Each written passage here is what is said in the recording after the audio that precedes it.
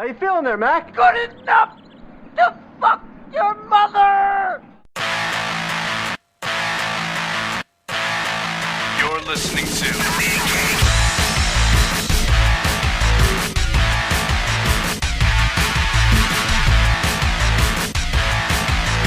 Comics podcasting on the edge of civility. You're listening to the Mean Geek, episode 172. Hello everyone, this is your host of the Mean Geek, the Tech Jedi, Adrian Hunter. With me as always, my stalwart companion and heterosexual life mate, the Reverend Mad Duck, William McGinnis. Ta-da! Say hello. Hello. Hello. Hello. Hello. Hi. It's DC week, kids, and that means insanity. Doom. It also means an incredibly short episode. As a matter of fact, Not necessarily. the episode's already over. And good day to you. Glad you were here. Fuck off. Some nerd news before we begin. What's that? A passing today. Oh, yes. H.R. Giger has died at 74 from complications of a fall. Apparently, he didn't have the equilibrium he used to have, so sorry about that, sir. We appreciate your art. Thanks You for were being a pioneer. creepy bastard. motherfucker.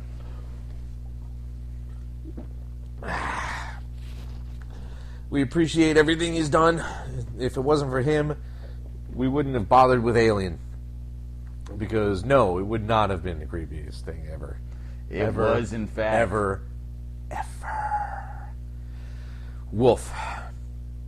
I have no other interesting activities having happened. Shocking. Last week we talked about the Mass Effect stuff, which you didn't understand. I still haven't explained. No, totally confusing. All right, what's your next game, though? That's up for debate. I may calm down on the gaming front for a while, because between Skyrim and Mass Effect, I've got like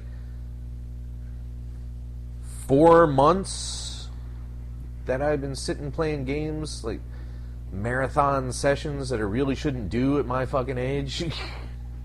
Why not? You know, because you just end up getting fatter and fatter. You got to walk around a little more. You know. Fair enough. Besides, fishing season's here. Being outside is here. Parties are coming. Need to just put the games aside for a little while. You should look into those it would be for the Xbox, I think. I don't know if they did a computer one, but that Dragon Age game seems to be a Dragon fantasy-based Age. version. I have played Dragon Age. It seems like a fancy version of the Mass Effect in It is. gameplay. It not absolutely is. And the relationship thing is there, and deciding what conversations you should have and how that'll affect things is there. They're by the same company. Oh, okay. They're by BioWare. I did not know that. I played Origins. I didn't play Dragon Age 2 yet, because I was debating whether I should play the downloadable expansion stuff first. And I think I will. But, whatever. It's just got to wait. I got to do other things. I've got a stack of novels halfway up the wall from the end table that I need to plow through, man. It's getting out of hand. That would be out of hand. Yep. What else is out of hand is Superman Unchained number 6. This is the last Superman Unchained I'm bothering with. I never really enjoyed the series. I thought I might have had a little faith on it in the beginning. I was kind of intrigued.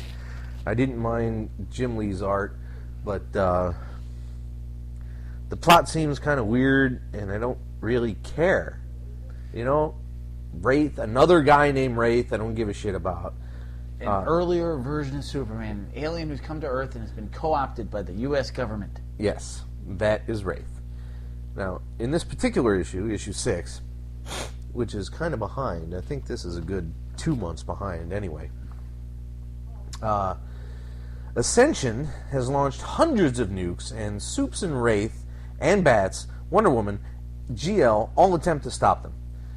Wraith only helps those going to U.S. targets because he's a puppet of the regime.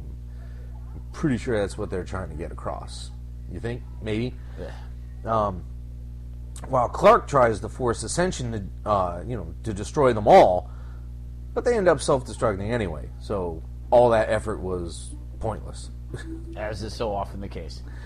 Supes uses one of their super crystals instead. Wraith wants the crystal for Lane, General Lane, the general. Lane sends troops to the fortress, and I don't care. There's a lot going on, and it never quite gets to the point where I'm really excited about it. Yeah. It's not terrible by any stretch of the imagination. The art is great. Then they've done some nice things with Lois Lane in terms of like crusading reporter in the situation that she just insane. Yeah. So well put, really. The Ascension is just yet another group that I am just not remotely interested in. Wraith, like an alternate version of Superman, is both intriguing and horrible.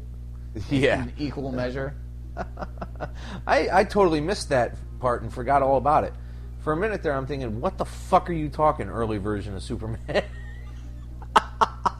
I totally not registered that at all. Oh, well, Siegel and Schuster created Wraith years ago. What? Really? No. I didn't think so. Stop. Why you gotta be like that, man? I don't know, but I have to. Well, it makes people laugh, I suppose. Whatever. Jerk. Yeah, and it's not a book I care about, so I'm not buying it. No. I want to like a Superman book, damn it. I want to like a DC book, damn it. I mean, I'm hoping that Johns and Romita will take care of business the way I know that both of them can. This is really intriguing with Romita coming over to DC. It's his first DC work. He's never done DC before. Nope, not one. Did you read anything of that? Like, why is he leaving Marvel? Nope, haven't seen anything. Nobody's really talked about it. I mean, I'm sure there might be something on CBR or one of the big news sites, but I don't read those anymore. A little heartbreaking. Because I want to, read the books. There's plenty of websites. They're always going to be there. I want to read the books. But as disappointing as that one was, the penultimate Dark Knight, where Abe Langstrom plays the "I'm rich and important and you have no evidence" cliche. Oh, I hate this book.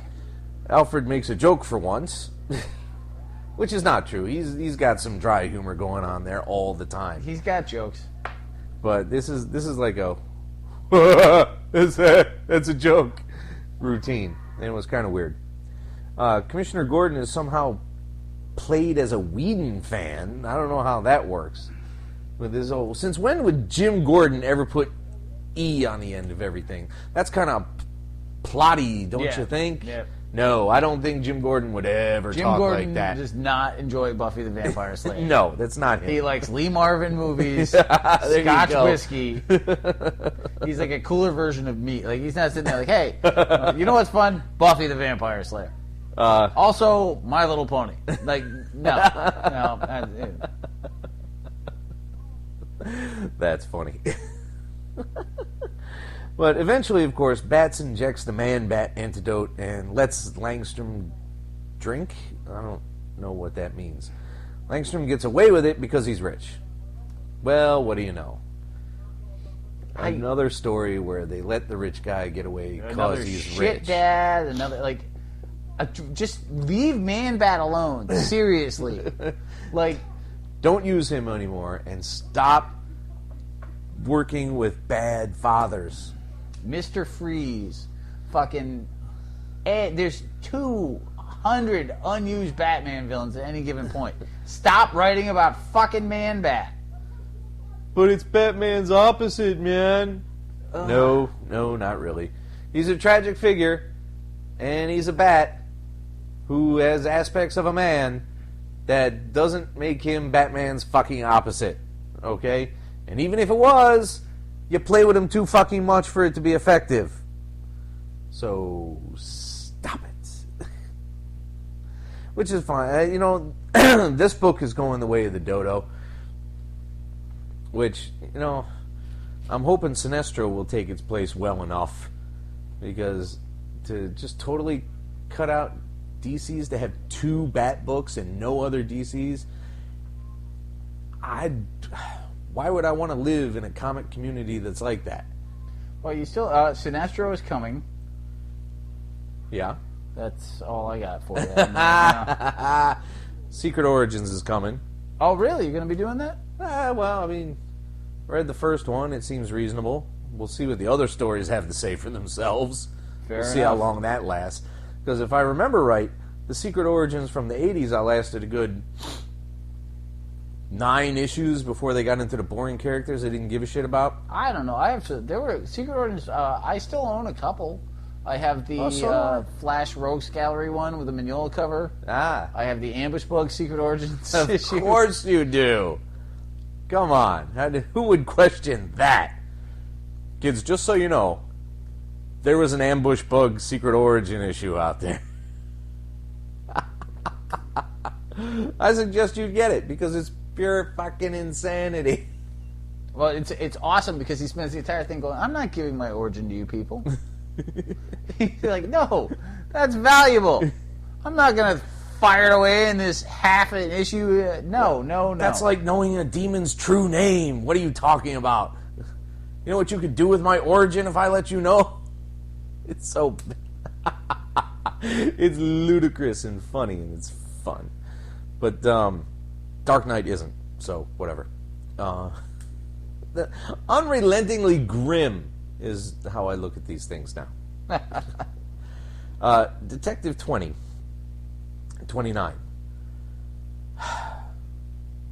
Apparently, oh wait, we forgot the brilliant plan where Batman uses his own blood as an anti-venom.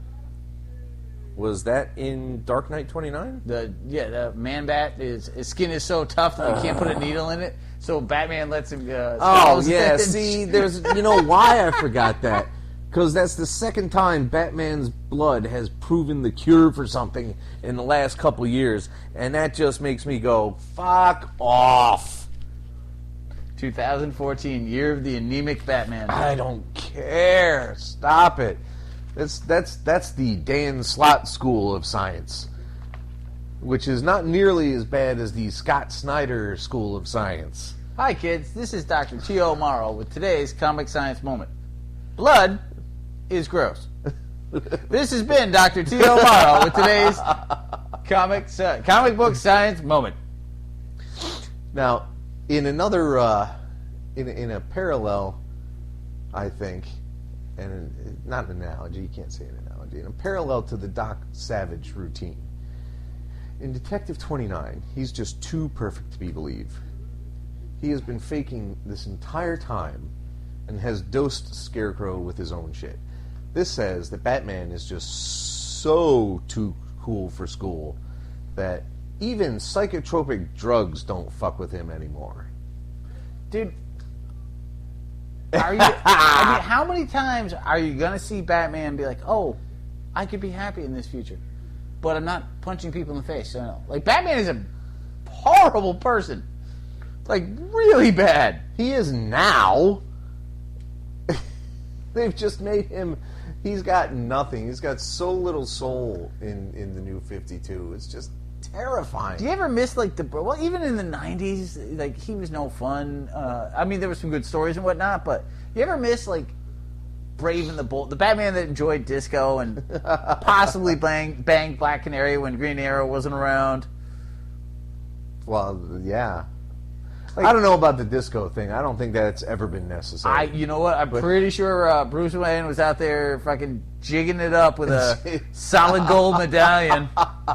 Do a little dance. He was so not. Get down tonight. Wow, how do you get that voice that high? Oh, you're married. Oh! Commodore wife is gonna hurt you bad. Are you kidding? She agreed. That's right. Those are mine. God damn it. I miss my nuts. No, and Scarecrow has been around a lot. That's the other last one. couple years too. I mean, Joker is a separate issue. Like, you have to take the Joker out of the equation. Like, you got a good Joker story, you're gonna write it immediately. Yes. But Scarecrow and Man-Bat have ruled most of the New 52. There were a couple good Penguin moments. Although you had to do with Emperor Penguin, which I just don't have fucking words for. But and Clayface all of a sudden is all over the place. Like, he had a really good Mad Hatter story. No, I mean, he only had one. He only had one storyline. One Clayface? Really? Yeah, one. No, because they busted him, storyline. and then he escaped again. And they had a second one a couple issues later. That was really an extension of the first one. But all I'm it went saying on is, too long, but it was theoretically it was still one. like, dude, Firefly, fucking somebody write some B-level stuff here. Catman, I don't give a shit, like anything. The worst thing about it is this stuff is at the top of the fucking charts right now. It really is. I don't understand how that's possible. Like, the Marvel movies are killing it. DC can't fucking make a decent film to save its life. The books are not good. Why are they selling? They ruined Green Lantern. Green Arrow confuses the shit out of me. It's got to be just the different generation of readers. Right? I mean, the only thing DC has going for it is good animated movies. Yeah. And the Arrow TV show. Yeah. Well, I can't even agree with that because I haven't watched it yet. No, but you know what I'm saying? Like, that seems to be doing at least well. Yeah. But no, there has to be new people getting that. There has to be new people reading the Bat books. New people, not people who were into comics and then just shifted their dough somewhere else. There has to be completely new to comics people reading Batman. Well, how is it people are going to see Captain America in droves and nobody's buying the fucking comic? But the Superman movie was so bad that it literally seeped down the side of your leg, and yet people are running up to buy that fucking book. Nah, I've looked at the charts. Superman isn't doing nearly as good as Batman is. Well, Batman is always the cooler one, as you delight in pointing out. That is true. I feel that's completely accurate most of the time. But I mean, Batman Incorporated, El Guapo. Oh yeah, you Batwing. love that. You just like saying El Guapo. You don't even care that there was ever a character. Man-Eating Cow. Man-Eating Cow. Well, Man-Eating Cow was a book that spun off of The Tick back in the day. Yeah. But a crime-fighting cow that ate the villains. Right. What's that got to do with El Guapo? Well, if you recall, in Batman Incorporated, there's a bat-based cow that fights crime. God, yeah. Not only is it a terrible idea, it's stolen from another fucking... I'm trying really hard to forget Morrison ever got his claws into the Bat books. When you did The Purge, did Batman Incorporated last, or did you get rid of it? It'll still be there for a little while. Just because it's Batman? Yeah. And, well, you know, when you have the origin of El Guapo, you hold on to it. Stop it! Stop saying Guapo. Just cut it out. I don't even know where to go. Is Batman 66 doing well? I think it's like a top 50 book, yeah. How is that fucking possible? You know, people are getting rather diverse with their Batman aesthetics. And I can see where they want to go with it. I had a very long think about this just the other day. Oh, yeah? I thought, theoretically... You had to think, did you, Dr. Seuss? I did, in fact. The way I've been complaining about the Bat books, I should absolutely hate the Bat and the Brave and the Bold cartoon. How do you figure? It makes sense because I keep saying over and over again, I want mobsters, I want street level crime, I want him just in plain spandex with, you know, a chest plate to keep him from getting shot, and a radio in his cowl, and his fists. And I've been saying over and over again, I want my basic Batman out on the streets, taking it to crooks, not constant supervillains all the goddamn time, where if he doesn't get to the bomb in time, the whole city's gone! Fact of the matter is, you don't want that, though. I mean, you'd like that. What you want are good quality Batman stories. Yeah, but the thing Brave is, and the Bold offers those. Right, but they're very, very Silver Agey. Yes. And but in the best sense. In the best sense. But I've made it clear that Silver Age is not something that my Batman has ever been to me, really. Well, I mean, you have a good amount of Brave and the Bolds. To be fair, most of them came from me. It was not a book that you pick up all that often. Right. If there are old Batmans to be had and Brave and the Bolds, you ain't touching the Brave and the Bolds. Right. But that's also a factor of, is it old 70s Batman, is it old 80s Batman, or is it Silver Agey weirdness with the rainbow costume? I should not, from the things I've said out loud previously, I should not like rainbow costumes. But if they put that rainbow costume on Brave and the Bold, I'd be like, motherfucker, that's great, look at that shit, oh my god. Well, it's the best sense of retro. It's taking the fun aspects of retro and modernizing them. Like, the Brave and the Bold cartoon just nailed things. But yeah, I get what you're saying. Like, but what it really comes down to is, like, do the Batman better. Like, that's all I really want. And, like, you have Scott Snyder. But we're being so bullshit about it because it must be better because it's selling better. It's Batman is selling. Well, that is twice as good as it had in 2000.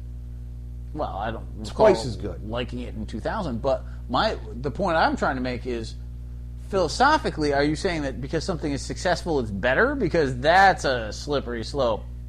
Well, I mean, is Titanic a better movie than L.A. Confidential because it sold more? It's supposed to be better first, and that's what makes it sell better. That's how it's theoretically supposed to go. Avatar Avatar made the most money of any film ever. Does that make it the best film ever? Because I will kick you the fuck out of my abode. Enough people felt that it was good enough to watch again that they put more dough out for it. But does that make it better? It's a tough one. It certainly feels that way at points because you want people to like the stuff you like. I like Batman, so if twice as many people are reading Batman, there's got to be some benefit to it that I'm missing. I think over-analyzing value is dangerous. Because, quite simply, let's put it to you this way. Badass 3 costs $4.99 or $3.99. I got a Simmons and Thor for $1, therefore Badass 3 is better than Simmons and... Well, something convinced these 50,000 extra purchasers to plunk down their money for it. Well, something did that. It's the name Batman, I suspect. Well, why didn't they care 10 years ago? Christian Bale. I've read dozens of articles that say the movies don't do shit for comic sales. Well, something is doing it for Batman. And to be fair, you can say all you will about the Marvel movies, and they're amazing. Yeah. The Batman movies were the first comic book movies where, even compared to Spider-Man, Batman was a whole new level. Fuck, that's good. Like, Spider-Man was fun. Like, if you put Spider-Man up against Batman, and I enjoyed the shit out of Spider-Man, particularly 2. 1, I had my problems with, as we talked about. Batman is fucking king. And then came Cap and Avengers and just shit. Iron Man, you're like, fuck, now we're a whole new world of ridiculously awesome. This is all true. So something is made. Kids invariably react to Batman and Spider-Man. Yeah. Spider-Man was huge in the 90s when the comics were shit. Yeah. How did that work?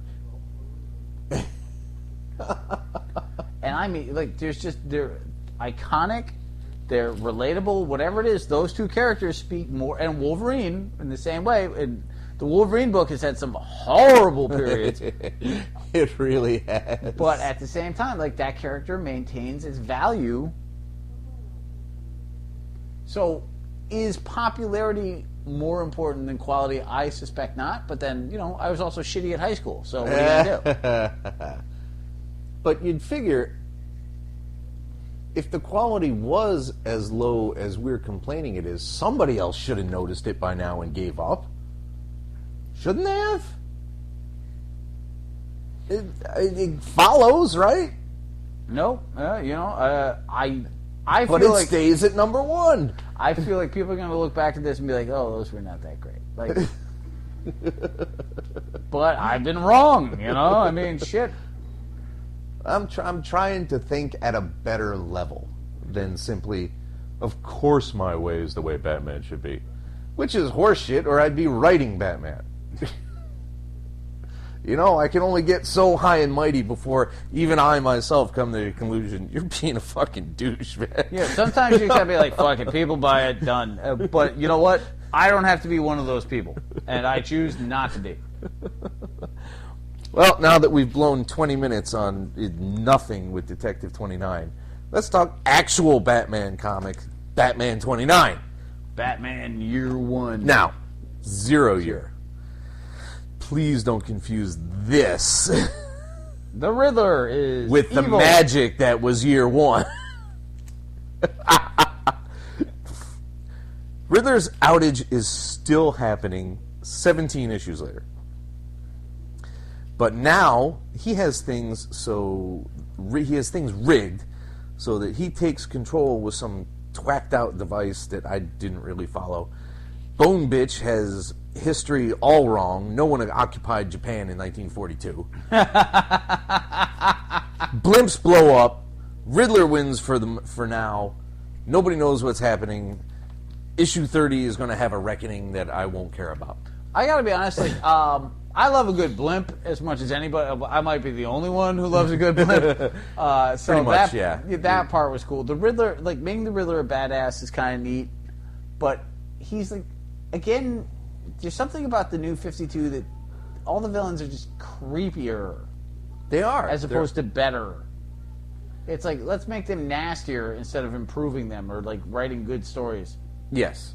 That's a very good way to put it. And the Riddler is, falling into that. Making him, like, this planning super genius is pretty cool.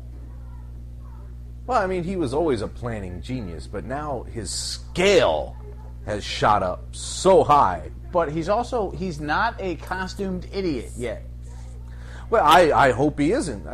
He hasn't been a costumed idiot for several decades now. Yeah, but he was a private eye, and the Riddler's going through weird evolutions. And some of them have been better than others. I like to think the average has been better than some. Yeah. Worse than others. The best by far is Penguin. Penguin's evolution to crime boss and Mr. Fixer for the entire Gotham mobs. Yeah. I'm pretty sure phenomenal. He's the only villain they're handling properly right now. What they've done with Penguin has just been awesome. Which is great. And I'm happy with that. But yes, the year 0 is just so ridiculously, don't care. Finding out Batman used to suck at his job is not my idea of a good time. No, I don't care about that. Of course he did. He was starting out whoopity shit. You don't need to run it. I mean, Frank Miller did that shit in 4 fucking issues. Yep. 4. And really, Batman was like a philosophical side to the best Jim Gordon story you're ever going to goddamn read. It's Jim Gordon Year 1. I got a kid. Yeah. I hate crime. All these cops are crooked. Oh, shit, they got bats. You'd think after that Jim Gordon would hate Batman.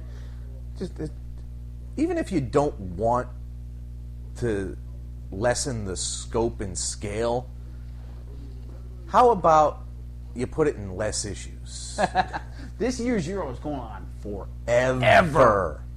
Awful sauce. This is getting to Cap Zolaverse levels, and it's driving me up the fucking wall. Well, the nice thing is we're never going to buy the graphic of it, so there's that. Boom. So why don't we stop the bat bitching for a little while? That would be nice. And move on to a couple of other interesting things here. We've started to integrate the Vertigos in here, to separate them out from the massive space arc that has become the fucking Indie episode. We can expand the DC episode a little bit longer so we don't have to get quite so much whining to fill in an hour here. Let's talk about Rob Williams and Simon Colby's The Royals, Masters of War. Now, you did not order this. You actually picked this up independently. Yes. On the side, as it were. Well, I had thought I had ordered it, but it turned out I did not check the right box to get it. Ooh, what did you check instead? Nothing. Ah. Damn. I was hoping you got something terrible. Now, the thing about this book, aside from being a pretty decent political World War II thing. Interesting concept. The concept is that the nobility across the world... Well, be fair. The nobility in England No, the Germans too. But they don't reveal that till the end of the issue. Fine. You want me to go page by page? No, but, the whole build-up to the big reveal at the end of this is that the nobility of England during World War II had superpowers, but stays out of the war. Theoretically, because they're tramps. Tramps? They're too good to go fight wars, but the younger son, despite his hedonistic fuckwad of a brother, listens to a girl and decides to jump out there. And this is my favorite part of the whole book, really, is that this guy is like, I will defend this country and go fight these awful, nasty German Nazi bitches. German Nazi. And it turns out that he is the dumbass younger son. It's like, no, we're not doing that because they got powers too, shit for brains. That's not the right one. You just created Super War. Right. Enjoy. Oh, no.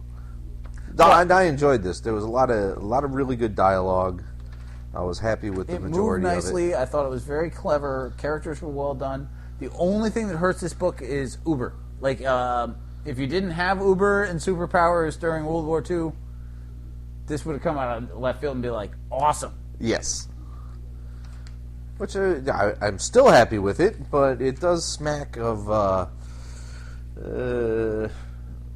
retroactive inspirations, shall we call it? I don't think it's quite that bad, but it's just that concept is being done really well elsewhere. So how excited should I be for it here? Yeah, I can see that. So no, I dig it, and I'll be getting more of them. Luckily, it's just a mini, so it doesn't have to last forever. Now, next up is The Wake number 6, in which part 2 of the storyline. Yes, we jump forward 200 years after the Murs have terraformed Earth, so to speak, or should it be called aquaformed? Fishiformed. Fishiformed. Have aquaformed, and they're pretty much taken over.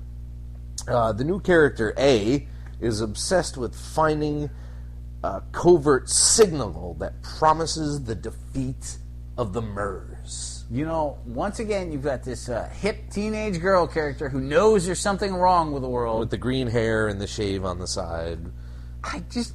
This book is not connecting with me. It's not terrible. I like the art. Snyder's a good writer. But I just don't care about mer people. Like, I saw The Little Mermaid. That pretty much said everything I wanted to say about mermaids. Oh, please. I think it's time for an evil mer person. There was it was a giant squid chick or octopus chick. That's not a mer person. That's a invertebrate person. I really don't think that's how they thought of her. Hi, I'm an invertebrate person. No, what are you talking? Starfish Joe kidnaps Huck and Tom. I don't know what you're talking about. You giant tool bag. No, it's hard to connect with the characters. Especially when they're all gone now. We had 5 issues of, this person thinks this, we know this person died, but this person feels bad because of it, because they were kind of close. It was a little more cohesive, the first 5, and now it's jumped into this. So it's like, okay, I guess. Bastardos. I don't know where to go with it. You tell me. It is an interesting idea, and the time jump to this level was pretty interesting to go this quickly. So it's been like 5-6 generations now. In 6 issues. Out of nowhere. So that was heard of. Points there. But, the last person I know did that was Matt Wagner in Grendel. It's like, enjoy that Grendel storyline? Try Here's an insane vampire future. And we all know how that worked out. Badly for some. Better for others.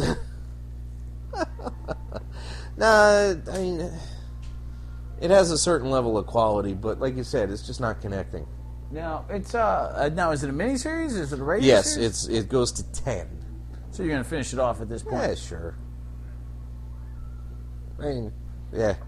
It's no Brother Lono. Actually, it is. It's every bit as confusing as fucking Brother Lono. Brother Lono was confusing as shit. Lono somehow survived. Now that this has ended, we can reveal it. Brother Lono somehow survived his insane lifestyle choices, the death of the Minutemen, and ended up in Mexico, where he became a stock worker on a orphanage that was semi-owned by drug dealers and gangbangers, and everyone is a horrible person, and Lono is tougher than all of them. Basically, what this comes down to is I'm Susie Badass. That's really, at the end, you've got the CIA nun, you've got the... DEA nun. Oh, I thought CIA. Was it? I don't know. They usually don't investigate drug dealers. Either way, at the end of the day, you got, the hot chick nun is not a nun at all. You've got scumbags galore, all of whom die horribly. Yes. And our lead drug dealer is obsessed with his brother in a jar and gets fed to coyotes. Yeah, this is Azzarello at his peyote-eating craziest. And this is what you missed about, 100 Bullets had a lot of bizarre shit in it. But of course, all we really know is Lono's still around, everybody else is fucked. End of day. And that concludes our broadcast evening. All this made me want to do is read more. Okay, now what? Because that was the cool thing about 100 Bullets, is you read this twacked out, insane fucking storyline, and then the next one would be like, and I'll top that by doing this. It's nuts. It's nuts. Unwritten Apocalypse, number 2. What if you got trapped in the world of fiction? Yes. Tom is back, but the group is apprehended by rakes. Whatever rakes are.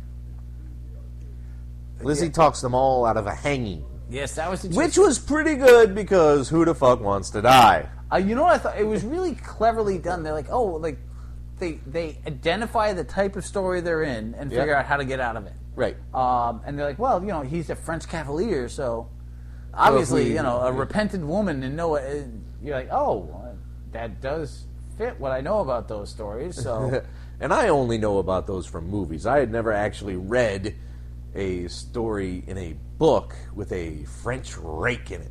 You never read it's very rakish. Any of the Three Musketeers or Not Alexander Dumas? Nope. I can't handle the old language, man. The 30s is as far back as I go before I start getting irritated with dialogue. Well, I do remember your many Moby Dick frustrations. I wanted to punch a baby reading Moby Dick. Don't use my own line against me. That's fucked up. I got to the chapter. I ended reading that book with the chapter that had 30-plus pages of the justifications of tavern signs in relation to whaling. That's where I was done with that book.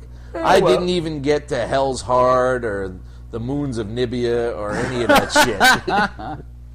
Just give me the goddamn Gregory Peck movie and call it a day. I did. Eventually I did. 3 months ago I watched it.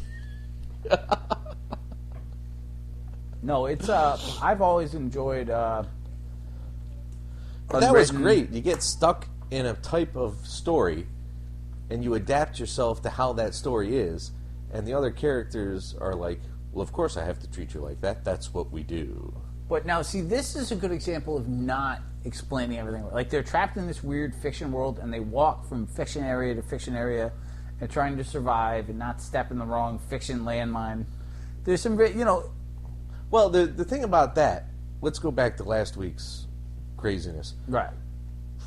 What I forgot to mention, what I never really made super clear, was that magic is one thing, and characters and storylines that supposedly depend upon science are another. Now, if you want to call something magic, then fuck it, it's magic. Why would you need to explain shit? You can't explain magic because it's magic. And that's why we don't have to worry about explaining anything in Unwritten. But if you're going to tell me that Iron Man uses transistors to charge his batteries, I'm going to know you're wrong, because I know that transistors work the other way around. So you tried to explain it, you did poorly, so I'm going to disbelieve you. He uses tachyons, obviously. No, he doesn't! Everybody uses tachyons. No! Tachyons are for time travel. That makes no sense. Yes, it does. Time. Tic-tac? It's Greek. Tachyon. Time-based. Iron Man is not Greek. That's the idea. That's why he can't use tachyons. Because he's not Greek. Because he's never been to fucking racist. Athens. I don't know. I mean, only Greeks can time travel? I feel like we're entering a slippery slope here. You doofus. It doesn't go quite that far. We're not exclusionary in that sense. No, we'll make fun of anyone. Yep, we will. But, let's go back to Unwritten. Fuck that conversation. That was last week. We don't need that shit anymore. No, there's some very cool things happening in Unwritten. It's a super smart book. It's well put together. The dialogue is mostly pretty snappy. Sometimes it's pretty basic and clear, but it's usually pretty snappy and neat. So, it's so worth it. I've got one of the trades we need to catch up on. How many more are there in between that and this? There should be 2. Pretty sure there's only 2. I haven't been able to find any others on Amazon, so I think it's just the 2 more.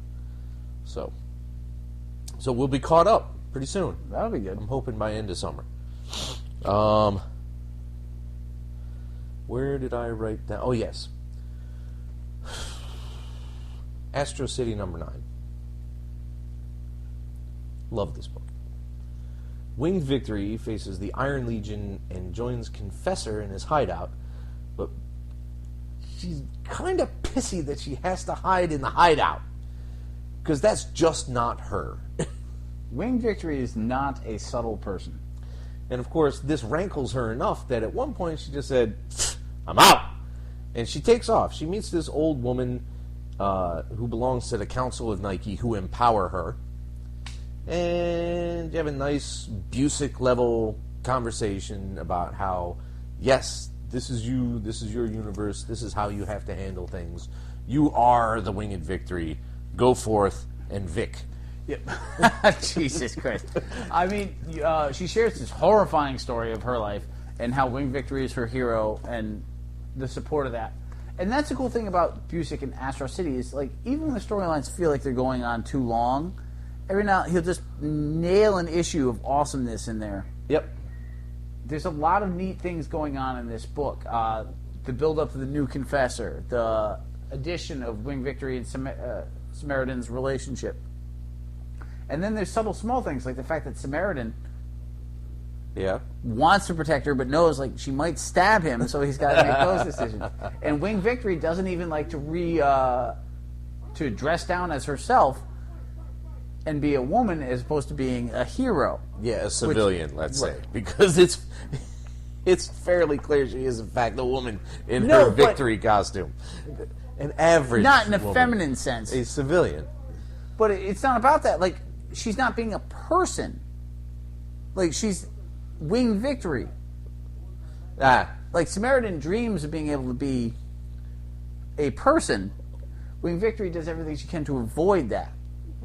So that's what I'm saying with that. Not feminine in the woman's sense, but she's not. You know, I was like, fucking with you. I know. But I'm tired of having to defend myself, which I never do. So all these great things. And meanwhile, you've got the one male that is snuck into Winged Victory camp, who caused a lot of controversy.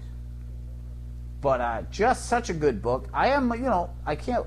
The only problem with long storylines in Astro City is you want to see what he does next. Right. So you're like, all right, we've seen some good stories here. Let's get to the big fucking payoff in the next big one. You're always chomping for more with this shit, which just blows my mind. And he does small and personal so well. Oh, my God. And that's what the second half of this book was all about. Yep. And it's just great. Do you have anything else you'd like to say? I'm sayless. I made that word up. Yes, you did. Yes, I did. I'm done with you. Say goodnight. Bless you, fakin!